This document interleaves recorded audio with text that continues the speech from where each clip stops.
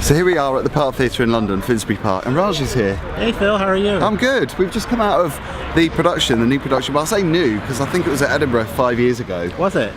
Clockwork Orange. Okay. We were talking about the movie on the way out because the Stanley Kubrick movie from the early 70s, obviously based on the novel from the early 60s, I think. Yeah. Caused a bit of furore at the time. I remember seeing this movie when I was a kid. I know, yeah, me too. Haven't seen it since. And I was actually wondering if this play was actually going to be a very different version of what I saw when I was a kid. And can I tell you, if you're interested in seeing an updated take on A Clockwork Orange, this is definitely something for you to venture out in London to I wasn't quite expecting the music, because the music obviously is a big part of the movie with the classical score, Beethoven, and we had a nod to that with Eurythmics. One of my favourite tracks of theirs, Beethoven, I love to listen to. We had Scissor Sisters, you know, a lot of contemporary songs, Duran Duran at the end. Placebo. Yeah. I thought it was fantastic to hear all those new songs. I wasn't quite expecting the really cool music twist in a Clockwork Orange. No, me neither. I came out much more pleasantly surprised than I thought I was going to be. Yeah. So if you're a fan of music, you'll definitely love. Well, that's the thing, isn't it? The guy, the lead character, is a man that's obsessed by music. And I was going to say to you, it's kind of like what we're like as well, but obviously we're not like the other parts of his characteristic, because his character is quite a violent and aggressive, you know, to start with. Yeah. Quite a weird story to sum up in a few minutes as well, isn't it? Yeah. Do you think, though, if you're someone who's new to A Clockwork Orange and hasn't really seen what it's about or heard what it's about, do you think you might like this production? Yeah, I think so. I guess there's a homoerotic angle which I don't remember being in the original movie. Yeah, not that I'm complaining. There's definitely a homoerotic element to this production. There is quite a lot of flesh. Yeah, there's a bit.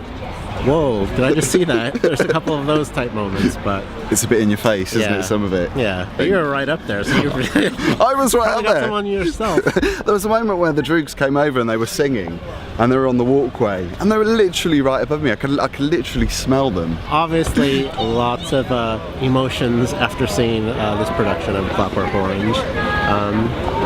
Go out in London, take a chance, see it. I think if you're a fan of contemporary film, contemporary pop music, and a little bit of homoeroticism, let's say it, I think you'll like A Clockwork Orange. I was quite surprised by that. Did a lot of it come back to you though, the memories of the movie? Because I remember bits, but I don't remember a lot of it. To be honest, I only remember the violent bits of the movie.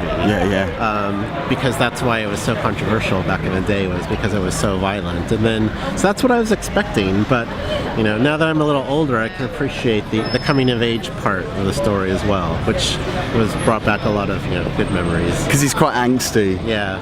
He has quite a lot of emotional issues. Yeah. A lot of anger issues. And this production is really amped up for sort of the internet age that we live in. I must admit there were bits of it where I felt quite psyched up, like the characters. Not to the point where I wanted to harm anyone, but I just felt quite energised by it. It was quite an energising performance from the cast. I thought the cast was superb. Yeah. John O'Davies, the guy who plays Alexander, I thought he really held the show, I thought. Yeah, it's an impressive cast and just impressive take really on the whole tale of A Clockwork Orange.